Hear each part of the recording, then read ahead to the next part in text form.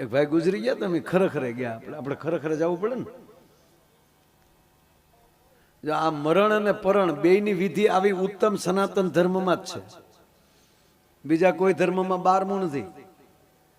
બાપ મરી ગયો, બળજો મરી ગયો, કઈ ફેર જ નથી. બીજા ઘણા અમુક સુધર્યા છે, એને જ કહેતા હવે આપણે દાડો કાઢી નાખવો જોઈએ. જેને આપણને 15 વર્ષ સુધી ખંભે બેહાડીને રમાડ્યા હોય એની માટે તમે 15 દિવસ નો કાઢી શકો. હું એટલા મોટ મનીના થઈ ગયા છું, કાઢવું જ જોઈએ. અને આ વિજ્ઞાન છે. આજે આપણે કાર્ય જ કરીએ ને, હું જોક્સ કહેવાનો છું, પણ આ તો વચ્ચે વાત નીકળે એટલે મને સારી વાત તો પછી કરવી કે નહીં, એકલું જ ક્રિયા કરવું. અને ભાગમાં હોય એ જ થવાનું. હકીકત છે, બહુ સારું બોલ્યા અમારે ધીરુભાઈ સરવૈયા હમણાં પ્રોગ્રામમાં બોલ્યા કે રાશિ પ્રમાણે કે હાલી ન જવાય, કે મારું નામે ધીરુભાઈ છે, ધીરુભાઈ અંબાણીનું નામે ધીરુભાઈ જ છે કે, પણ એ ધીરુભાઈને અંબાણી કે મને નો અંબાણી.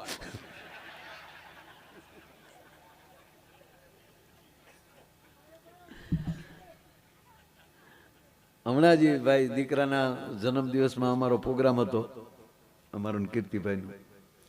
ડાયરા નથી ભૂલ્યા આવડાઈ, ગુજરાતી પણ ભૂલ્યા નથી. એકવાર તાળીઓ ત્યાં નહીં વધાવો, રિલાયન્સ નહીં થશે. આ ત્રીજી પેઢી તમને કહું હાલીને દ્વારિકા જાય એટલે શું સમજો તમે? આ સંસ્કારની બીજું શું? આ આગળ બોલ્યા છે પૂનમભાઈ, મને ગમ્યું. ધોળકિયા પરિવારના સંતાનોના સંસ્કાર, તો અંબાણી પરિવારના છો. ખબર ઓલા છોકરાના લગ્નમાં આ નીતાબેન કે શું નામ, હા નીતાબેન, એ કંઈક બોલતા હતા અને એમાં એનો દીકરાનો દીકરો, આકાશનો દીકરો દોડીને આવતો હતો, નાનો એવો ટાબડીયો, 3 વર્ષનો હોય છે, અને સ્લીપ થઈ ગયો, પડ્યો. ચાલુ કાર્યક્રમ લાઈવ હું જોતો હતો, અંબાણી પરિવારના લગ્નની જ વાત કરું. પણ આશ્ચર્ય એ થયો સાહેબ કે એ દાદીમાં એને તેડવાય લાંબો હાથ ન કર્યો, ઓલો નાચે ઊભો થઈ ગયો, ઊભો થઈ ગયો પણ સીધું માઇક પકડાયું. મને છોકરા શું કહે સાહેબ? સીધો છોકરો એટલું બોલ્યો, જય શ્રી કૃષ્ણ. અંબાણી પરિવાર, ધીરુભાઈના દીકરાના દીકરાનો દીકરો એમ કે જય શ્રી કૃષ્ણ સીધું. આ સંસ્કાર, સંસ્કાર હોય ત્યાં સંપત્તિ હોય. હા, અમુક તો હાવ તાજા તાજા જે સંપત્તિ વાળા થયા છે અને હાવ વીઆઈપી ના દીકરા થઈ ગયા. અમે ઘીરે જઈ તો નથી સામું જોતા એના છોકરા. ઓકે ઓકે, અમે તો ડાયરામાં અમને રસ ને. હવે તારો બાપ અમારે પાણી વાળતો હતો, તારો ડો એટલો બધો વીઆઈપી નો દીકરો શું થઈ ગયો છે? હકીકત કહું તમને, બનેલી વાત કરું. આ પપ્પા ને એ લોકો તમને ડાયરામાં જોવે પણ અમારે ડાયરામાં રચ નહીં, તો તમે બીર બારમાં જાય છે તારા પૂઈન દીકરા. આ હકીકત કહું સાહેબ, આ જેવી તેવી વાત નથી. આ હું હમણાં કાયમ એક વાત કરું છું કે અમુક જગ્યાએ બેહવું એ ભગવાનની કૃપા છે, આનંદ મળવો જોઈએ. હા, એટલે આ પુણ્ય હોય તો જ આ બધું થાય. સમજાણું તને? એટલે અમુક સારી વાત આવી કરવી જોઈએ. આ સપનાની વાત જ કરું તમને. આપણે 12મું હું કામ, આ મને સમજાણું છે એ કહું છું, ક્યાંય લખેલું નથી. કાલ કોક એમ ન કહેતા માયાભાઈ ક્યાં લખ્યું એ દેખાડો. ઈ તારે જોવું હોય તો આ મરવું પડે, એ બધું મર્યા પછી દેખાય. 12 દિવસ દેખાય. 12મું શું કામ?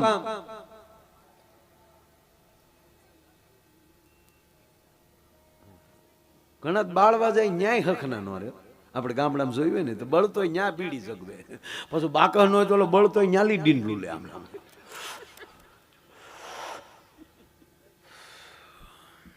રામ રામ રામ રામ રામ સે વેલ્યો કડબના પૂળા ખોડ્યા બળે. બોલો લ્યો તો બીજો હું કે માણા હારો તો હારો હું તારા બાપનો કપાળ હતો, ફાળામાં બોલતો પણ ક્યાંય દેતો નહીં પાછો પૈસા.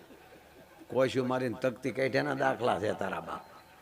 અરે કે હોય કાલ મારી વાડી આવ્યો તો ઓલો કે હવે આવે તો કહેજે ને, હવે આવે તો તું વંડિયું ઠેકે નો જા દીકરા.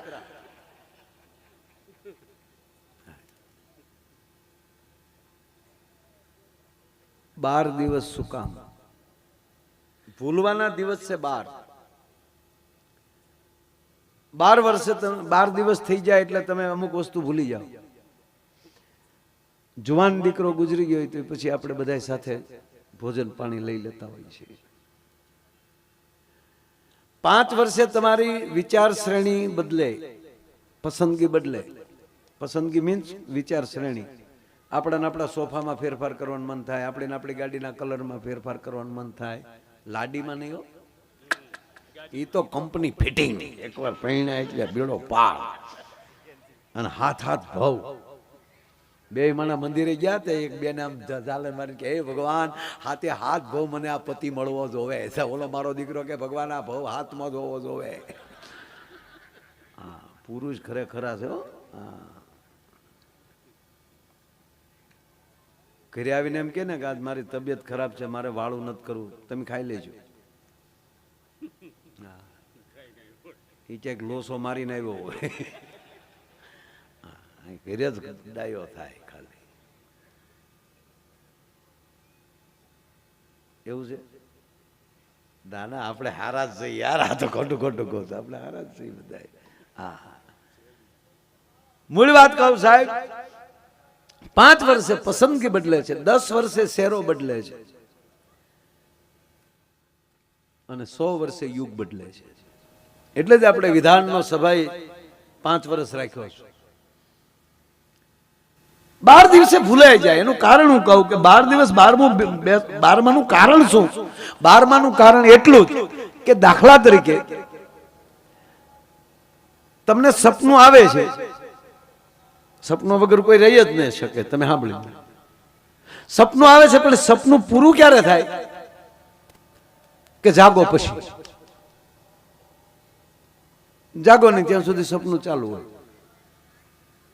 બીજી વાત, થોડી ગંભીર વાત છે, હા, ધ્યાનથી સાંભળજો. મારી જેવું ગણ્યાને કોઈને નથી. બોલો જો હું કામ આવી વાતો ઉપાડી છે, મેં લેવા દેવા. પણ હવે નીકળી એટલે મારે આ બધે મેં કીધું ને, હવે ઘરનો ડાયરો બેઠો એટલે સપનું ક્યારે પૂરું થાય? જાગી જાવ ત્યારે. ત્રીજી વાત, ઓલરેડી તમે સુતા જ છો, પણ સપનામાં કાંઈક એવું તમને ભયજનક સપનું આવ્યું તો તમને શ્વાસ શેનો ચડી ગયો, તમને પરસેવો એસીને શેનો વળ્યો, એનો અર્થ ઓલરેડી તમે અહીંયા હતા જ. સપનું પૂરું જાગો પછી થાય. જાગી જાય કાલે લે હું તો માયાભાઈ છું, પાછું જગાઈ જાય એટલે મૂળ વાત ઉપર આવી જાય. પેલા ખબર રહેતી નથી. એમ આપણે જે પાછા જાગીએ ક્યારે કે શરીર સાચું હોય, સારું હોય તો. પણ માની લો શરીર ખતમ થઈ ગયું, સપનું ચાલુ છે. હવે આ માયાભાઈનો મગજ જાગતો નથી, આ માયાભાઈનું હૃદય હાલતું નથી, એટલે એને આપણી શમશાન યાત્રા સપનું લાગે છે. આ બધા રોવે છે એ બધું એને સપનું લાગે છે. એટલે આપણે એનો ફોટો મૂકીએ અથવા તો ફોટો ન મૂકીએ તોય આપણે સતત એની વાત કરી કે શું કામ એ આપણી વચ્ચે છે, એ કોઈને સ્પર્શ નથી. કેમ કોઈ મારી વાત નથી કરતું? કેમ હું બોલું છું મારો સાંભળતા નથી? આ બધા મારું શું કામ રડે છે? આ એને સપનું લાગે છે. એને સાકાર કરવા માટે આપણે આખા પરિવારે બદલાતું રહેવું પડે. પણ છતાં આપણને ખબર જ હોય કે ફલાણા ભાઈના બાપુજી આમ કરતા જ ગુજરી ગયા, બીમાર હતા, જે ખબર જ હોય, પણ છતાં ન્યા આવીને એને પૂછીએ છીએ. શું કામ? એની વાત કરી એને હાચું લગાડવાનું છે. એટલે એને 12મા દિવસે હાચું લાગી જાય ત્યારે જ એને આપણે ઉત્તર ક્રિયા કરી છે કે એને ઉત્તર બાજુ હવે વાળીએ. શું કરશો? એનું શું થાય? ડોહો નેવે બે છે, હલવાઈ જાહો લેવા દેવા વગેરે. અને તમે એમ કહેશો કે પરદેશનો માણસ, અમેરિકાનો માણસ આમાં નથી માનતો, લંડનનો માણસ આ નથી માનતો, તો જે અમેરિકામાં રહેતા હોય આપણા મિત્રો એને પૂજ્યો. એ કે હક નથી આ બાબત. એ લોકો જેટલા ભૂત પ્રેતમાં માને ને એટલે આપણે અંધશ્રદ્ધામાં નથી માનતા, આપણે શ્રદ્ધામાં માનીએ છીએ. કોકને પૂછે તો પૂજ્ય તમે જ્યાં રહેતા હોય એના કબ્રસ્તાનો હલે હસ મસે, કોઈને સદગતિ નથી. ઓલા ખાનામાં નાખ્યા દીધા હોય, અગ્નિ સંસ્કાર થોડો થાય. આપણે તો બાળતા હોઈએ, દાડો કેવો ટેસ્ટથી આપણે ખાઈએ. મૃત્યુ પાછળ ઉત્સવ કરનારો કોઈ રાષ્ટ્ર હોય ને તો એ ભારત છે. મારો કહેવાનો અર્થ મરણ અને પરણ આ બેની પવિત્ર વિધિઓ કોઈ કરી શકતો હોય તો એ સનાતન ધર્મ જ કરી શકે. એટલે અમે એક કહું ને, અમે એક દાદા ગુજરી ગયા એટલે અમે ખરેખર રહી ગયા. એટલે ખરેખર ગયા એટલે આપણે પૂછવું જ પડે કે દાદા કેમ કરતા ગુજરી ગયા. તો એના છોકરાએ કીધું મને કે માયાભાઈ દાદા યોગા કરતા કરતા. અરે મેં કીધું યોગથી તો રોગ વયો જાય. મને કે આમાં દાદો વયો ગયો. અરે મેં કીધું હોય. મને કે હોય નહીં, 3 દીથા બાળી આવ્યા ને તમને હાંસુ ન લાગતો હોય તો રાખનો ઢગલો દેખાડવા લઈ જાવ. આ કાંઈ અમારા દાદાનો ખોટો ફોટો જ નહીં લગાડ્યો. મેં કે એમ નથી કહેતો મારા ભાઈ, યોગથી તો રોગ વયો જાય. મને કે માયાભાઈ ખરેખર અમારા દાદા વયા ગયા. અરે હોય. મને કે હાશે ને માયાભાઈ, હમણાં અમારા દાદાને રામદેવ બાબાનો કે ઉપડી થઈ. સવારમાં 5:30 રામદેવ બાબા ટીવીમાં આવે એટલે અમારા દાદા કે આસન લગાડીને એની હામાં બેસી જાય. પાછા અમને ગગલાવે, દેહ હોય તો ધર્મ છે. એટલે અમે આખા ઘરે કીધું દાદા 60 વર્ષ નો હાંસવું ને હવે હું હાંસવો છું. ના પાડીએ તો એ રામદેવ બાબાની હામાં અમે બેસી જાય. અને જેમ રામદેવ બાબા વળખાય અમારા દાદા વળખાય. રામદેવ બાબા જેમ કે દાદા ફા કરે તો હારો કફ નીકળે. તો બાયુ પોતા મારજો આ કા તું કોને આખા ઘરને માયા હવારમાં ગોકીરે સડાવે દાદા. એમાં એક દી રામદેવ બાબાએ કીધું કે પદ્માસન લગાય. હવે દાદાને પદ્માસન લગાડવાનું કીધું. હવે દાદાના ટાટિયા સેન્ટિંગના હરિયા જેવા મને કે વાળા વળે નહીં તોય બે છે કડાકો બોલે ને પદ્માસન લગાવી લીધું. અને પછી રામદેવ બાબાએ કીધું ઊંડો શ્વાસ લ્યો. અને અમારા દાદાએ ઊંડો શ્વાસ એટલો લીધો તો આખું બંધ થઈ ગયું. અહીંયા ઊંડો શ્વાસ લીધો, આખું બંધ થઈ ગયું અને સામે લાઈટ વહી ગઈ. મને કે લાઈટ આવી તા દાદો વયો ગયો.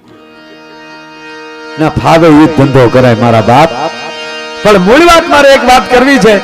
મેં કીધું એમ કે જ્યાં સુધી કોઈનું ખોટું, જે મારે જે વિષય મેં અડધો મૂક્યો છે પૂરો કરું. અડધી વાત સાંભળેલી કોઈ દી સાચી ન કરવી. ટૂંકી વાત કહું દોસ્ત. હવે મેં કીધું ને કે આમ બેઠા છે પારિવારિક બેઠા છે અને એક હાથી હારી વાત ન કરે. હારી જ વાતો થઈ છે પણ અહીંયા બાપુ બેઠા છે, આપ બધા બેઠા છો, વડીલોની હાજરી છે.